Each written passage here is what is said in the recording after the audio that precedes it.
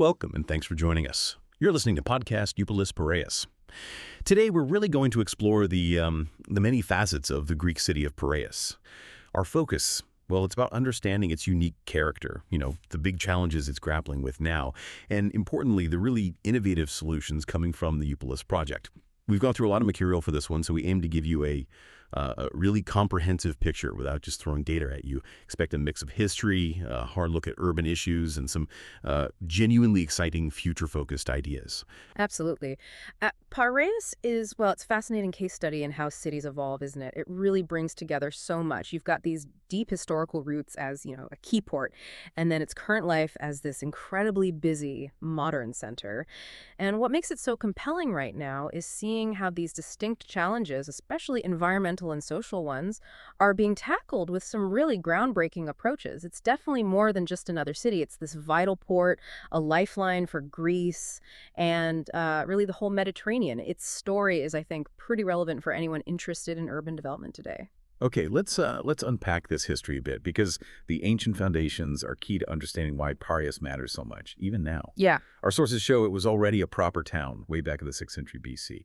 And this wasn't just accidental growth, right? It was strategic. People like Themistocles, Pericles, they saw the potential. They looked at the natural harbors, the deep water access, and knew it was crucial for Athens, for naval power, for trade. Exactly. And the big move, the really defining moment, was building the long walls in the 5th century BC. These weren't just walls around a city, they were this huge defensive corridor, miles long, connecting Piraeus directly to Athens. Think about that. It basically made Athens immune to a land siege because its port, its lifeline, was completely secure. You can just imagine walking those walls, knowing you're protecting the entire city-state's access to the sea. Incredible engineering. And that really cemented Piraeus' role, didn't it? Not just naval, but commercial, too.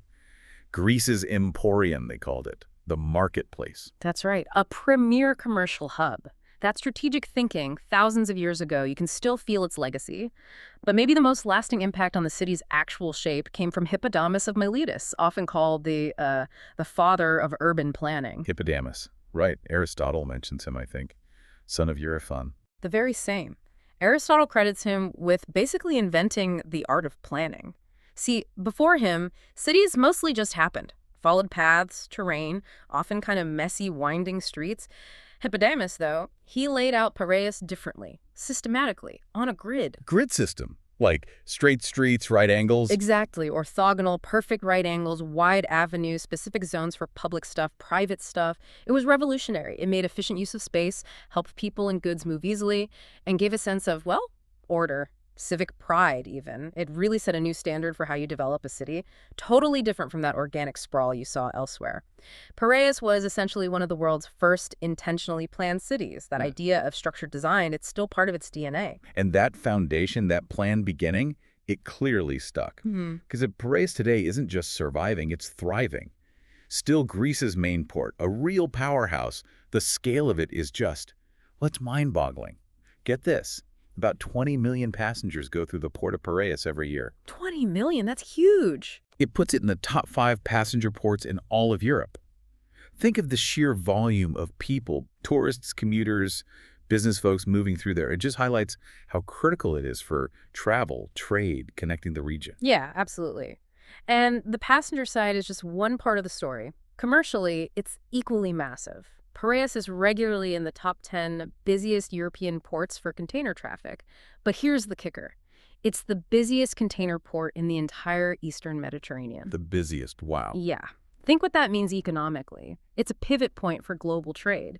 Goods flowing between continents, Asia, Africa, Europe, a lot goes through Piraeus. That drives huge revenue, creates tons of jobs, and gives Greece a really strategic spot in the global supply chain. It's this constant humming economic engine. And beyond the port itself, there's the academic side, too. Piraeus is a major university city. Right, the University of Piraeus, one of the biggest in Greece. One of the largest, yes. And it has some real specializations. It's got the country's second oldest business school. And get this, the oldest academic department in Greece that's purely focused on studying finance. Finance. That makes sense given the port and trade focus. Exactly. It creates the synergy, you know. You've got the massive practical economic activity of the port right next door to this top-tier university studying commerce and finance. It fosters both the doing and the thinking. It's constantly building on that ancient strategic importance, evolving into this modern economic and intellectual hub. Okay, so we have this picture of a major port, a big university. But what does it actually feel like to live there?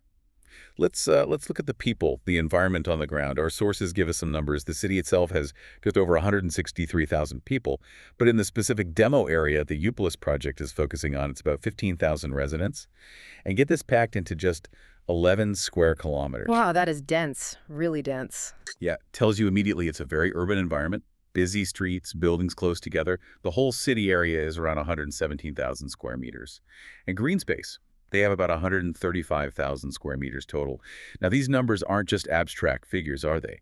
They speak to the density, the potential pressures. They really do. And digging a bit deeper into the social side, things get more complex. The sources point to a pretty high unemployment rate, 19.62%. Nearly 1 in 5 people looking for work. That's significant. It's very significant, and that kind of number can really impact a community, you know? It's not just about individual finances. It can strain social cohesion, create stress, uncertainty. And what's really striking alongside that is that 88% of households in Piraeus have children. 88%. So it's very family-oriented. Extremely. Which highlights just how crucial it is to have a healthy, sustainable environment. Good opportunities for the next generation. When you have that many families, the need for safe parks, good schools, a strong local economy, it becomes incredibly important. It brings home the human side of all this urban planning stuff, doesn't it? Piraeus isn't just docks and buildings, it's a living community with real needs, real hopes. Yeah, that picture of a dense, family-focused city really sets the stage. And it seems Piraeus is dealing with some serious environmental challenges because of that density and its industrial nature. What are the main environmental pressure points people living there are facing? Well, probably the most immediate, the one you'd feel day to day, is the real lack of green space. Accessible green space, the figure is stark. It's about 0.83 square meters of green area per person. 0.83. That sounds tiny. What's like a recommended amount? Well, the World Health Organization often suggests a minimum of 9 square meters per person in cities. So Piraeus is, well, it's way, way below that. And this isn't just about looks, you know, it hits public health hard, limited places for relaxing, recreation, kids playing safely outdoors. It impacts biodiversity, too.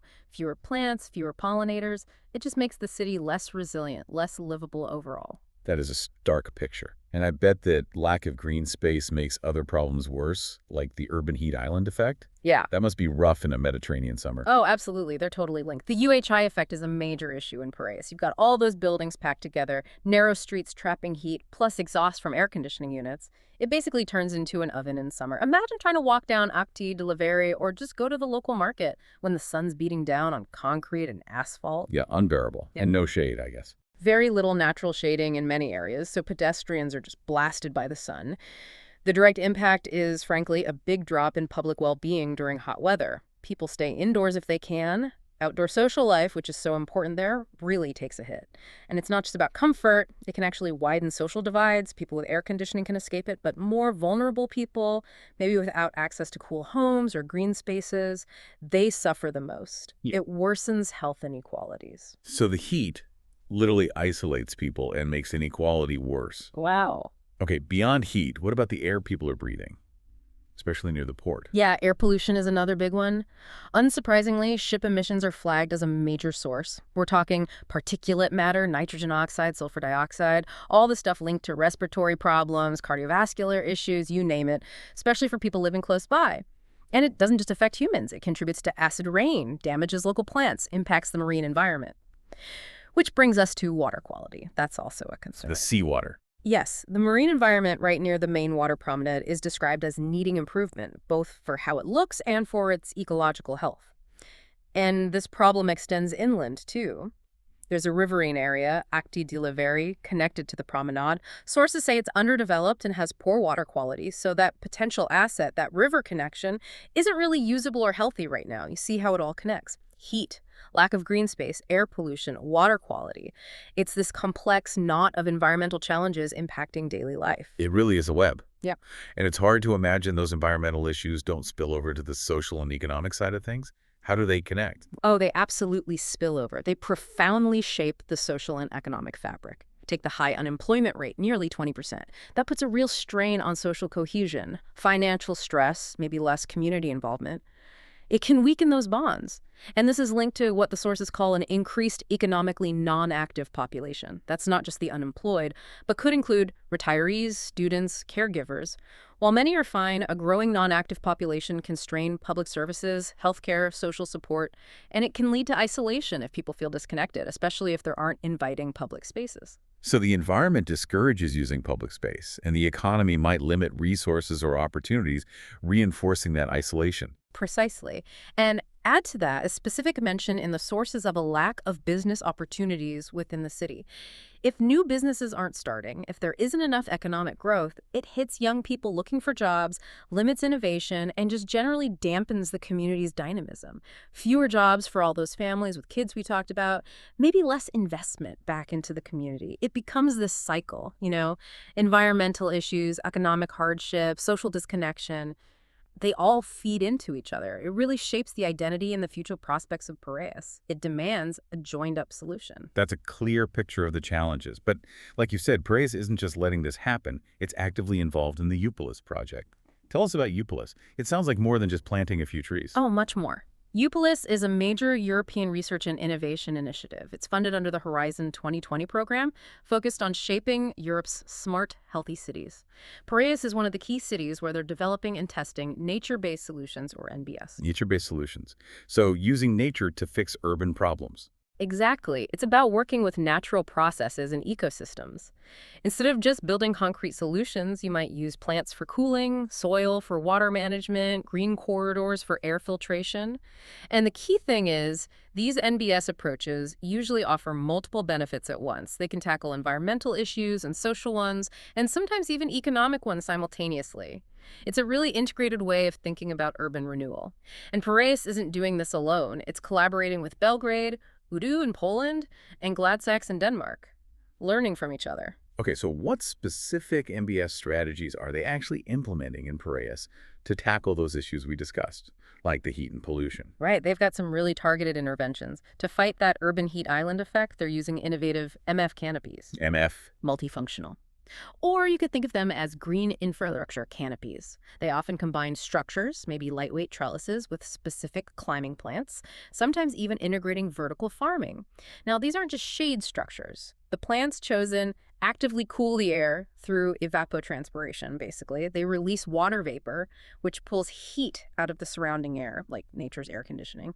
So you get shade, plus active cooling underneath. It makes a real difference to pedestrian comfort in summer. That's clever. Using plants as air conditioners.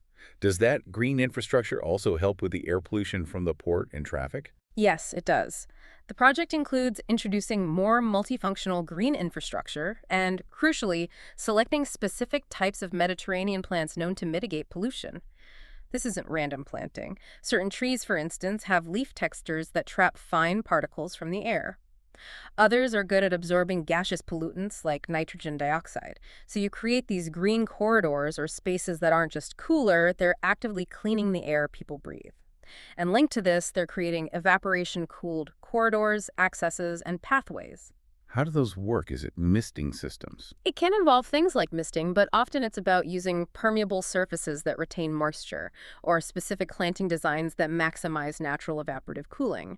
Again, the goal is to lower the temperature along walking routes, making it more pleasant to be outside, encouraging walking, cycling, social interaction, all things that help with well-being and community connection. It's a really integrated design, using nature's own processes to deliver tangible benefits. It sounds incredibly thoughtful. But Piraeus is so dense. Are they finding ways to add greenery beyond just street level, like up high? That's a really important part of the strategy, maximizing every available surface. They're quite literally going vertical. A great example is at the Relian Complex Pilot School.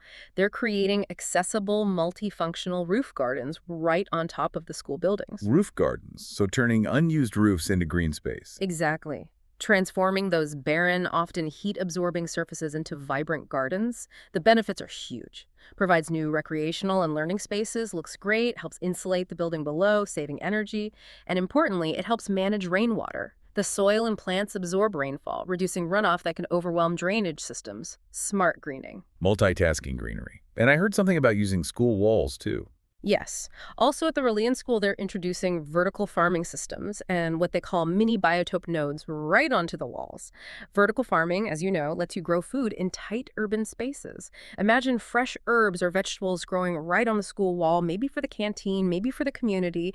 It connects kids directly to where food comes from. And the mini biotopes are like tiny, curated ecosystems, little pockets of specific plants designed to attract pollinators, bees, butterflies, and provide habitat for small insects or birds, bringing biodiversity right back into the city fabric. Plus, both of these serve as amazing living classrooms. Kids get hands-on experience with ecology, farming, sustainability. It really is about seeing every surface as a chance for nature. It's incredible, turning schools into living labs. You mentioned Octi di Laveri earlier, that underdeveloped area near the canal. How does euPOLIS tackle that specific spot? Can it be a model? Yes, the Octi di Laveri Pocket Park is a really interesting case study within euPOLIS, designed precisely to be a model. Its location is key, right near the canal. The idea is to explicitly connect the aquatic environment of the canal with the new terrestrial NBS on land. So bridging the gap between land and water. Exactly.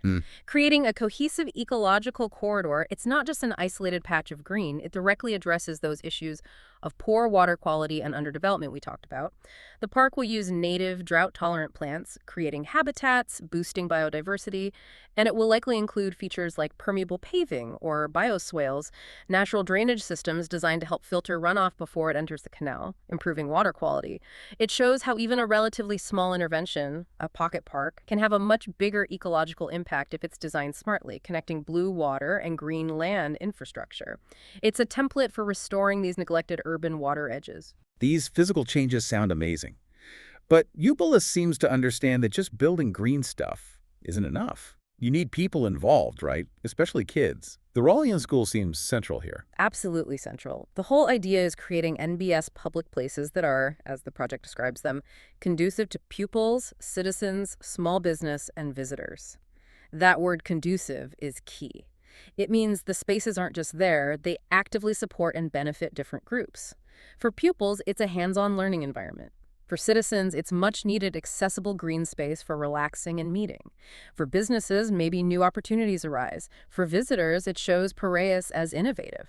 It's about fostering that sense of ownership. When people, especially kids, are involved and see the benefits directly, they connect with it. And inside the school, they're setting up a dedicated Edu Eco Center. An Edu Eco Center. What does that involve practically? How does it teach sustainability? It's all about practical, hands-on learning. Showing, not just telling, making sustainability tangible. A key feature is small-scale gray water treatment. Gray water, so water from sinks and showers. Exactly. Water that's been used but isn't heavily contaminated like toilet water. Normally it just goes down the drain. Here, they'll collect it, treat it using relatively simple methods, filters, maybe biological processes, not to drinking standard, but clean enough for other uses. Like what? What would they use the treated gray water for? For irrigating the green spaces around the school, those roof gardens, the new plantings, and importantly, for watering the vertical farms on the school walls so the kids can see the whole cycle. Water gets used, it gets treated right here, and then it's used again to grow plants, maybe even food they eat. It's a powerful, visible demonstration of water recycling and resource conservation, which is critical in the Mediterranean. The center will also likely cover broader water recycling concepts, energy efficiency, biodiversity, really bringing sustainability to life. It's about empowering the community with practical knowledge. Okay, so you've got greener, cooler spaces, water being recycled, kids learning practical skills. How does all this circle back to those social and economic challenges like unemployment and social cohesion? It circles back directly. It's a holistic approach where the environmental improvements are designed to generate social and economic benefits too. Creating these attractive, accessible public spaces, the parks, the gardens, the cooled walkways directly tackles social isolation. They become places where people naturally meet, interact, build community ties. They're democratic spaces. And the focus on new green technologies and practices, like vertical farming in the Edu Eco Center, opens up real economic possibilities. Right, you mentioned the lack of business opportunities earlier. What kind of new opportunities could this greening actually create? Well, think about it. Vertical farming could spark small local businesses growing and selling produce. Maintaining all this new green infrastructure, the canopies, roof gardens, parks, requires people with skills in horticulture, landscape management. That means jobs. The technologies themselves, the sensors, the water treatment systems could lead to local startups specializing in sustainable urban tech, maybe attracting investment, creating skilled jobs. These opportunities can directly help address that high unemployment rate, give young people new pathways, and inject some green economic energy into Piraeus. So it's not just about making the city look nicer or feel cooler. It's about building a more resilient community, socially cohesive, economically vibrant, where environmental health underpins overall well-being. It creates a positive cycle. Tag the cultural heartbeat of Piraeus. And while Piraeus is embracing all this modernity and these forward-thinking solutions, we absolutely have to talk about its cultural soul, because a city's identity is so much more than just its buildings or economy. And in Piraeus, there's this incredibly powerful cultural element, the Rebetiko song. Rubidikik. Yeah. Right? It just got UNESCO recognition, didn't it? Intangible cultural heritage. It did indeed, which is fantastic recognition for this unique musical genre. Its history in Piraeus goes way back, especially to the 1920s. That was a time of huge social change, with many Greek refugees arriving from Asia Minor after the Greco-Turkish War. A lot settled in Piraeus. They brought their music, their experiences, hardship, loss, resilience. And Rebetiko really grew out of that environment. The port neighborhoods, the working class tavernas. So it's music born from struggle, from the docks, like the Greek blues, as people sometimes say. That's a great comparison. It often has that raw, melancholic, yet defiant quality. The lyrics speak about the tough realities of life for sailors, workers, the marginalized, love, loss, poverty, social commentary, all usually accompanied by the distinctive sound of the bouzouki, that long-necked lute. It became the soundtrack of Piraeus' underbelly, you could say, but it grew into this vibrant popular culture. And the connection's still strong. George Dolores, who's a huge name in Greek music and has taken Rebetiko global, he's from Piraeus. It really shows how this art form is woven into the city's identity, telling its story. That's fascinating. A sound born from the city's specific history. And Piraeus has other major cultural landmarks too, doesn't it? The Municipal Theater comes to mind. Oh, absolutely. The Municipal Theater is a huge landmark, visually stunning and historically significant. Founded back in 1884, opened in 1895. Architecturally, it's considered the most important neoclassical building in the city and really one of the most important theaters in Greece. Neoclassical, so grand columns, very imposing. Exactly. You see it and it speaks of aspiration. And that was precisely the idea behind it. Its creation, back then, was driven by the city's rising middle class and intellectuals. Their vision wasn't just for Piraeus to be a port. They wanted it to be recognized as an international cultural center. The theater was a symbol of that ambition, a place for high art, drama, music, right there in the bustling port city. It tells you that Piraeus has always had these ambitions beyond just trade. Even when facing challenges, that spirit of art, culture, community endures. It's a symbol of cultural resilience. So Piraeus has this deep history, this cultural richness, and now these ambitious future plans with euPOLIS. Let's get into the tech side of euPOLIS a bit more, these urban sensor networks. What are they actually doing? All right, this is where euPOLIS gets really smart city. The urban sensor networks are essentially this web of sensors deployed across all 4 participating cities: Piraeus, Belgrade, Odu, Gladsax. Think of sensors placed strategically around Piraeus in the new parks, along those cooled corridors, maybe on the school roof garden near the port, and they're constantly collecting real-time environmental data. What kind of data? Temperature? Air quality? All of that, yes. Air quality details like particulate matter levels, CO2, nitrogen oxides, temperature, humidity, noise levels, even potentially water quality sensors in places like the Actai de la Verre Canal. It creates this incredibly detailed live picture of the city's environmental conditions. And the idea is to bridge data and action, right? So how does knowing the real-time temperature in a specific spot actually help? It helps massively because it allows for adaptive management and proves what's working. Instead of guessing or waiting for annual reports, city managers can see immediately, for example, if that new MF canopy is actually reducing the temperature as much as predicted in that specific microclimate.